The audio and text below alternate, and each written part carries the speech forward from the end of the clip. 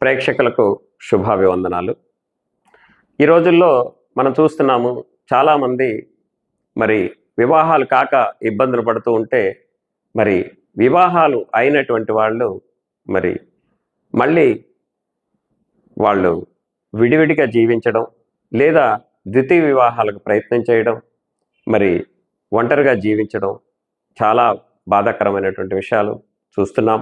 ప్రస్తుత సమాజం ఈ యొక్క వైవాహిక మరి దాంపత్య విషయాల్లో ఎటుపోతుందో అర్థం కాని పరిస్థితుల్లో ఈ యొక్క సమాజం వెళ్తుంది.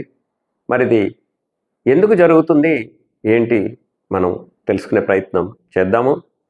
మరి మనం చూస్తున్నాం వివాహాలు కాకపోవడానికి ప్రధాన కారణం దోషాలు తప్పనిసరిగా, అది కూడా పూర్వజన్మ సుకృతం. ఈ యొక్క దోషాలు ప్రబలంగా ఉంటే పెళ్ళి అయినా కూడా విడిపోతూ ఉంటారు. ఒకరి జాతకంలో ఉన్న మరి రెండో వాళ్ళ మీద ఎఫెక్ట్ అవుతుంటుంది. కాబట్టి తప్పనిసరిగా ఈ యొక్క దోషాలకి పరిహారాలు తెలుసుకోవాలి. మరి ఎందుకు ఈ యొక్క దోషాలు వస్తాయంటే పూర్వజన్మలో మనం ఏ ఇంట్లోనైనా సరే ఆ ఇంటిలో స్త్రీని మనం బాధ పెట్టినా ఆమె ఘోష మనకి శాపమై వస్తుంది. మరి అది కొన్ని తరాల వరకు కూడా ఆ ఇంట్లో ఆ వంశంలో వృద్ధి లేకుండా చేస్తుంది. దాంపత్య సుఖం లేకుండా భార్యాభర్తల మధ్య గొడవలకి కారణమవుతుంది. కాబట్టి స్త్రీ శాపం అంటాము.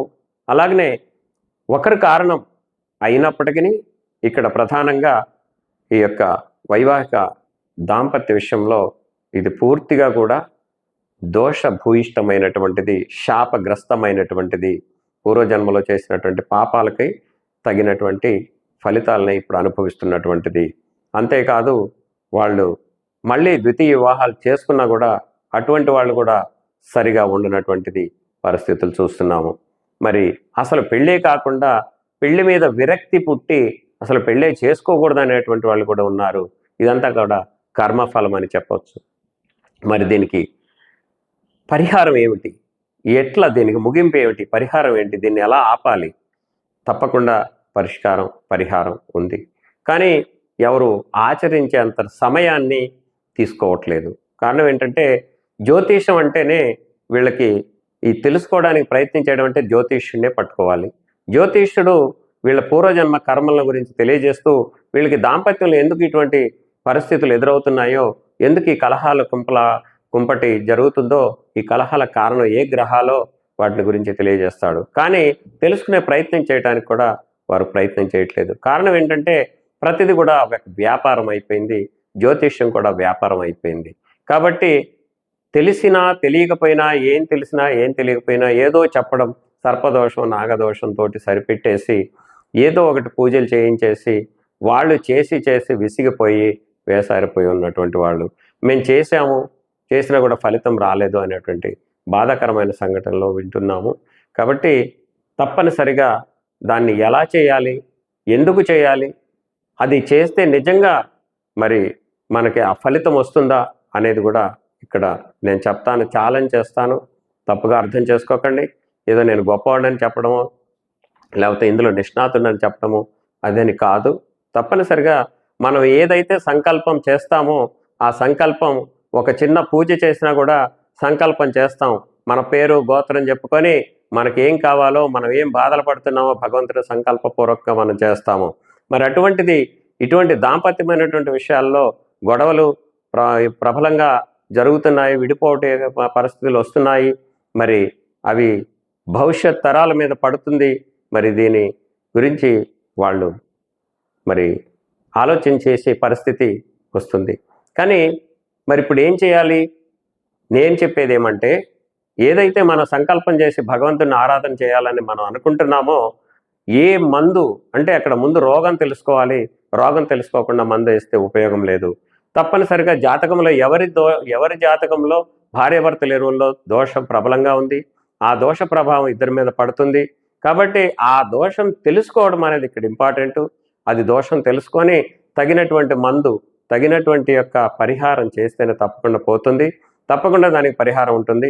ఏదైనా సరే ఒక గుడికి వెళ్ళి మనము మన బాధని తెలియపుచ్చుకోవటం అనేది ప్రదక్షిణ పూర్వకంగా మనం ముందు ఆ దేవాలయ ప్రాంగణాన్ని మనం ప్రదక్షిణ పూర్వకంగా ఆయనకి మనవి చేసుకొని ఏ దేవీ దేవతల దేవాలయానికి వెళ్ళామో ఆ దేవతకి మన యొక్క బాధలని మొరపెట్టుకోవటానికి వెళ్ళి ప్రదక్షిణ చేస్తాము. ఆ ప్రదక్షిణలో మనం చెప్పేదంతా కూడా ఆయన్ని నామాలతో ఉచ్చరించడం కాదు, ఆయనకి మన వ్యధని ఆర్ద్రతతో కూడినటువంటి యొక్క హృదయంతో ఆయనకి మనం ప్రాకారము చుట్టూ తిరిగి 21 సారో 41 సారో తిరిగి మన బాధని ఆయన తట్టుకోలేని పరిస్థితుల్లో మనల్ని ఆహ్వానిస్తాడు.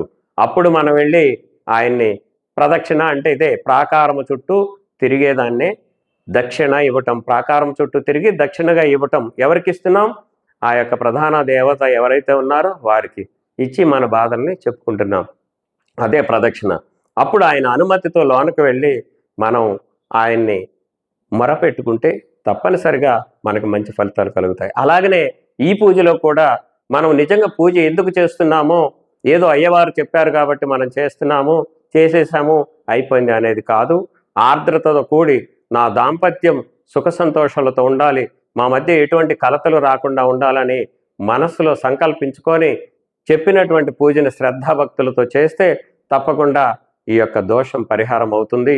పూర్వజన్మలో పూర్వపు రోజుల్లో తైలభ్యంగనం చేయించేవారు. ఈ దోషాలు ఆనాడు జ్యోతిష్యులు లేకపోయినా, చెప్పేవాళ్ళు లేకపోయినా, కనీసం వారికి ఈ తైలభ్యంగనం అనేటువంటి ఈ గ్రహాలకు సంబంధించినటువంటి యొక్క పదార్థాలని మిశ్రమాలతోటి మరి నలుగు అనేటువంటిది మంగళ స్నానం అనేటువంటిది తలకి నూనెలు పెట్టి ఆ గ్రహాలకు సంబంధించినటువంటి ఆముదము మరియు నువ్వుల నూనె మరియు కొబ్బరి నూనె మరియు సున్నిపిండి అంటే రాహుకు సంబంధించినటువంటి యొక్క సున్నిపిండి, మినపపిండి మరియు శనగపిండి, కేతుకు సంబంధించినటువంటిది, గురుడుకు సంబంధించినటువంటిది, పసుపు మరి ఇట్లాంటి మిశ్రమాలతోటి కేతుకు సంబంధించిన ఉలవ పిండి, ఇవన్నీ మిశ్రమాలు, కందిపిండి మరి కుజుడుకు సంబంధించినటువంటి కందిపిండి, ఈ మిశ్రమాలు అన్నీ కలిపి ఆవు నెయ్యితో కూడా వీటన్నిటిని కలిపి ఈ యొక్క ప్రెజర్ పాయింట్స్ ఏవైతే ఉంటాయో ఈ ప్రెజర్ పాయింట్స్ తలక పెట్టి చెవుల నుంచి మొత్తం ఇదంతా కూడా ప్రెజర్ పాయింట్స్ అన్నీ కూడా అప్లై చేసి పూర్తిగా ఆ యొక్క దోషాన్ని నివారణ చేయటం కోసం ముత్తైదువులని అనగా అక్కడ ఉన్నటువంటి యొక్క దేవీ దేవతలు మన స్త్రీ శక్తి మూర్తులైనటువంటి సప్త మాతృకలు నవదుర్గలుగా వచ్చి వారు ఆ యొక్క మైలల్ని, ఆ యొక్క దోషాలని వాళ్ళ చేత్తో తొలగిస్తున్నట్టుగా భావన చేసి ఆ రోజుల్లో చేసేవాళ్ళు. అలా చేసినందువల్ల ఆ దోషాలు పెద్దగా ప్రభావితం చేసేవి కావు, ఆ గ్రహ దోషాలు తొలగిపోయాయి. కానీ ఈనాడు ఎవరు చేస్తున్నారు? చేయట్లేదు. ఎందుకు చేస్తారు? చెప్పేవాళ్ళు లేరు, చేసేవాళ్ళు అంతకన్నా లేరు. కాకపోతే మరి ఆనాడు సబ్బులు రుద్దేవాళ్ళు, కానీ ఈ యొక్క మంగళ స్నానాలు తప్పకుండా చేయించేవాళ్ళు. ఇవాళ మంగళ స్నానాలు అంటే ఒక వేడుక అయిపోయి పసుపు నీళ్లతో ఇసురుకోవడం, పసుపు చొక్కాలు ధరించడం, నల్ల కళ్ళజోళ్ళు పెట్టుకోవడం, ఫోటోలకు పోజులు ఇవ్వడం తప్ప యథార్థంగా దోషాల కోసం ఎలాగైతే చేయాలనే ఆచరణలో మన పూర్వీకులు పెట్టారో ఆ ఆచారాన్ని తుంగలో తొక్కేసి ఏదో వాళ్ళ ఆడంబరం కోసం చేస్తున్నారు తప్ప నిజమైనటువంటి యొక్క తైలభ్యంగనం చేసుకోవట్లేదు. కాబట్టి తప్పనిసరిగా ఇటువంటివి చేసుకొని ఈ యొక్క దోషాలను నివారణ చేసుకోవడం మంచిది. అలాగనే కాత్యాయని వ్రతం లాంటి అద్భుతమైన ఫలితాలను ఇస్తాయి. ఎటువంటి గ్రహ దోషాలున్నా సరే దాంపత్యంలో దోషాలని కాత్యాయని వ్రతం వల్ల మంచి ఫలితాలు కలుగుతాయి. అంతేకాదు ఒక భార్య లేదా భర్త వాళ్ళిద్దరు జాతకాల ప్రకారం వాళ్ళకి జన్మ లగ్నాలు కూడా ఎంతవరకు పూర్వం వాళ్ళకి జాతకాలు కలవకపోయినా లేదా భర్త యొక్క జాతకం వీక్గా ఉంటే భార్య మాంగళ్యం ఈ అబ్బాయిని ఈ యొక్క ఆ భర్తని కాపాడేటువంటి పరిస్థితులు ఉండేవి. మనం చూసాం, సతీ సావిత్రులు లాంటి కథలు విన్నాం. సో కాబట్టి మాంగళ్య ఫలం ఎంతో గట్టిదైనటువంటిది, భర్త ఆయుష్ను కూడా కాపాడుతుంది, అర్ధాయుష్వాన్ని కూడా కాపాడుతుంది. మరి అటువంటి మాంగళ్య బలం, మాంగళ్య దోషాలు లేకుండా ఇవి చేసుకోవాలి. కాబట్టి ముహూర్తం పెట్టుకునేటప్పుడు కూడా జన్మలగ్నాలు వాళ్ళ జన్మలగ్నాలు తెలిస్తే ఆ జన్మలగ్నాల ప్రకారం వారికి ఏ జన్మలగ్నంలో పుట్టారో ఆ లగ్నము ఇద్దరికి పెళ్ళికి కూడా అటువంటి లగ్నాలను ఉపయోగించాలి. వారు పుట్టింది ఒక లగ్నం అయ్యి మరి గురు లగ్నాల్లో పుడితే శని లగ్నాలకు పెళ్ళిళ్ళు చేయడం, శని లగ్నాల్లో పుడితే గురు లగ్నాలకు పెళ్ళిళ్ళు చేయడం, గురు లగ్నంలో పెళ్ళిళ్ళు చేయడం, ఇవి కూడా అంత ఆమోదయోగ్యంగా ఉండవు. అలాగనే మనం గతంలో చెప్పుకున్నాం, పెళ్లి చేస్తే ఆ ముహూర్తం పెడితే వీళ్ళ కన్వీనియంట్ కోసం ముహూర్తాలు పెట్టించుకుంటున్నారు తప్ప నిజమైనటువంటి దుష్టగ్రహ వీక్షణ లేనటువంటి ముహూర్తాల్లో పెళ్ళిళ్ళు చేసుకోవట్లేదు. కాబట్టి ఎందుకు నిలబడతాయి దాంపత్యాలు, ఎందుకు నిలబడతాయి ఈ పెళ్ళిళ్ళు?